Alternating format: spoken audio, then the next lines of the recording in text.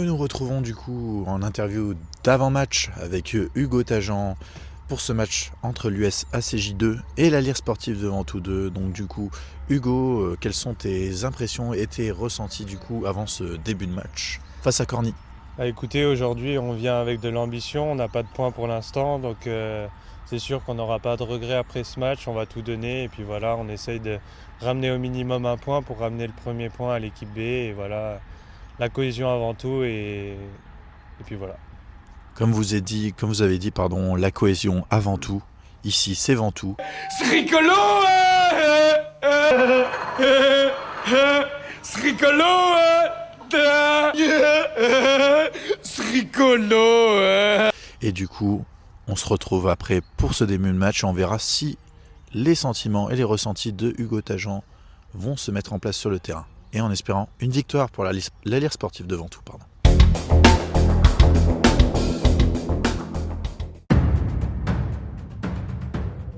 Bonjour à tous les supporters des Jaunes et Bleus. Nous nous retrouvons aujourd'hui au stade Jean Guichard pour un match de District 4 qui va voir y opposer l'US ACJ2 et la Lire Sportive de Ventoux 2. C'est un match comptant pour la 5e journée de championnat de D4 en ce dimanche 20 octobre à 10h du matin, coup d'envoi.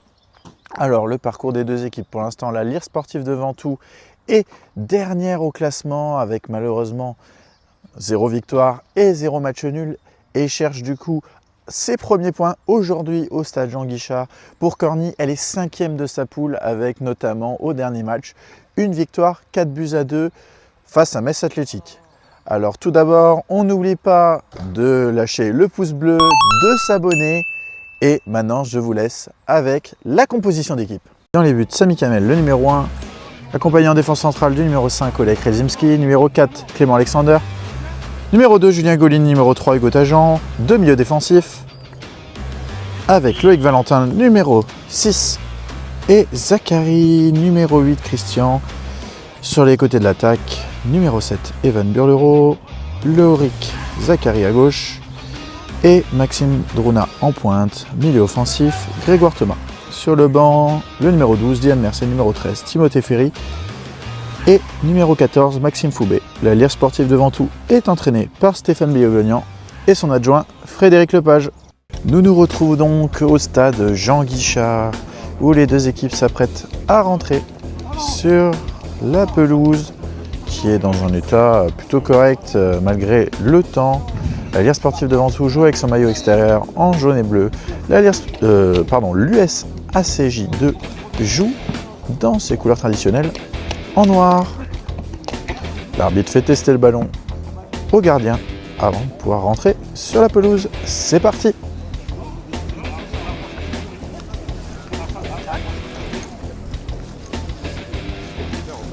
Pas de droit de télé. Je suis de 40 ans normalement.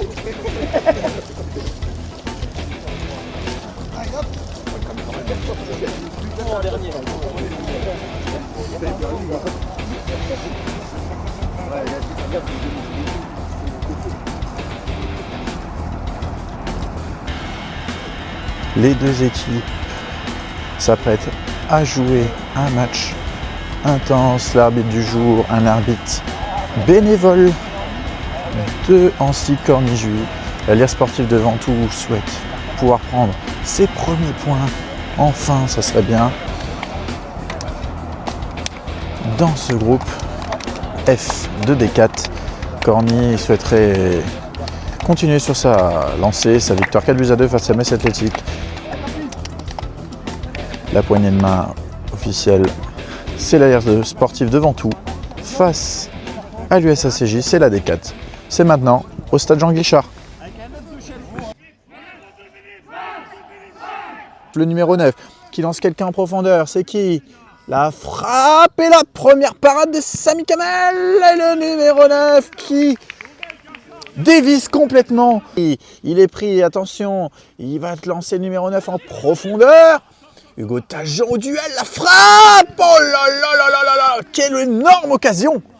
J'ai cru qu'elle était pleine lucarne. Quelle énorme occasion! Coup d'erreurs défensives qui sont payés cash pour l'instant Il y a 0-0, mais le numéro 3 qui va tenter sa chance. C'est Sami Kamel qui dégage son numéro 11. Et Alexander qui intercepte bien ce ballon. Ouh, la mauvaise passe. Ugolini qui veut jeter Sami Kamel. Qu'est-ce qu'il fait? Mais qu'est-ce qu'il fait Sami Kamel? Et ça fait 1-0 pour Corny. Numéro 9. Le décalage pour le numéro 11. Numéro 8. Oh, la frappe incroyable! Cette magnifique frappe. Et elle terminera sur la barre transversale de Sami Kamel. On était à 2 doigts du break dans ce match. Le centre, Hugo Tajan, 5e. Numéro 10, le 6, c'est le but pour l'US ACJ. Le but pour l'US ACJ, 2-0.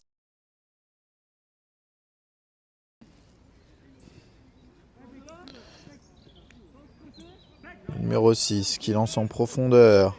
Très belle passe, c'est magnifique. Oh, c'est super, c'est super. Oh, le dribble. Oh, c'est incroyable cette action.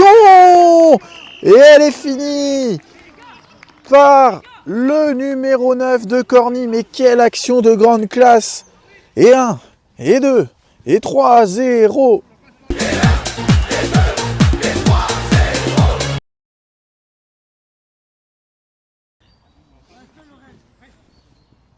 Numéro 9. C'est beau, j'ai cru qu'il allait tenter la volée. La frappe! Oh là là là là là là! Quelle frappe de joueur de la CJ. Le décalage, il est tout seul. Numéro 7. Attention. Et la mauvaise sortie de Sami Kamel. Et le 4e but pour Corny. La balle est ressortie du but. Mais il y a bien 4-0. Attention, on revient au direct. Penalty pour Corny. Ça sera transformé sans difficulté. Et ça fait 5-0 pour l'US ACJ 2.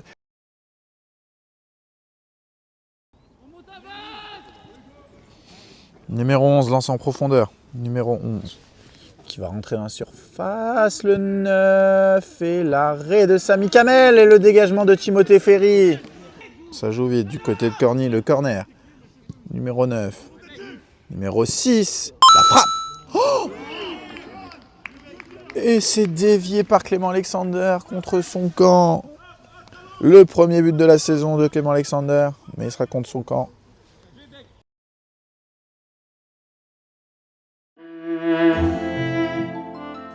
Et c'est la mi-temps au stade Jean Guichard entre l'US ACJ 2 et la Lire Sportive de Ventoux. Le score pour l'instant est de 6-0 pour les hommes en noir qui dominent outrageusement cette première période. Ventoux n'a pas existé, avec 0 frappe cadrée dans ce début de match. Quelques points positifs avec Evan Burlereau et Clément Alexander. Mais pour l'instant, les Ventousiens sont apathiques et se dirigent vers une nouvelle défaite en championnat. Voyons ce que Stéphane Béoglenian et Fred Lepage vont dire à leur zone pour remotiver les troupes. A tout de suite pour la deuxième période entre Corny et Ventoux. Et on se retrouve au stade Jean Guichard pour cette deuxième période entre Corny et la Lire Sportive de Ventoux. L'arbitre va donner le coup d'envoi de cette deuxième période dans quelques instants. C'est parti. C'est parti dans cette deuxième période. Je suis en retrait pour Alexander. Alexander! Oh, c'est Diane Mercier, pardon, pour Loïc Valentin. La mauvaise passe. C'est récupéré. La frappe! Et le golasso. Le golasso. Mercier, il faut mettre la tête là, monsieur. Il faut mettre la tête. Ah, ce numéro 9 qui fait tellement mal à la défense ventousienne. Numéro 2. Oh là là, la tête. Et numéro 10, ça passera au-dessus. Pour Corny. Numéro 10. Pour ce coup franc, il passera au-dessus. Ouais. Ouh, la tête. Oh, Zachary! Christian, il était à 2 doigts. À 2 doigts d'ouvrir la marque pour Ventoux. Oh là là.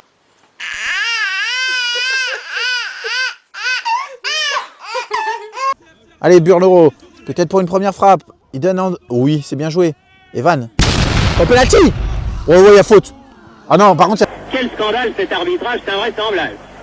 Jamais vu un individu pareil. Il devrait être en prison, pas sur un terrain de football. Numéro 11. Numéro 11, le centre. Et l'arrêt de Samy. Timothée Ferry. Allez, Grégoire Thomas. C'est fou. Toujours pas de frappe cadrée dans ce match pour Ventoux.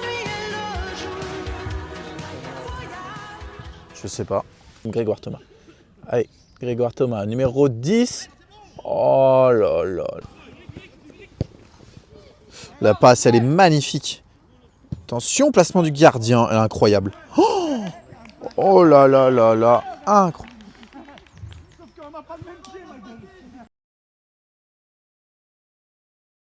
Alexander, en 4K. Ce coup franc. Oh oui, allez. Oula!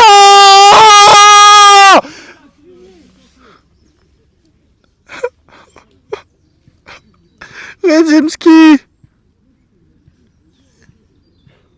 Oh! Mais quelle énorme occasion pour l'arrière sportive, elle est même pas cadrée. Oh oh, alerte au gogol!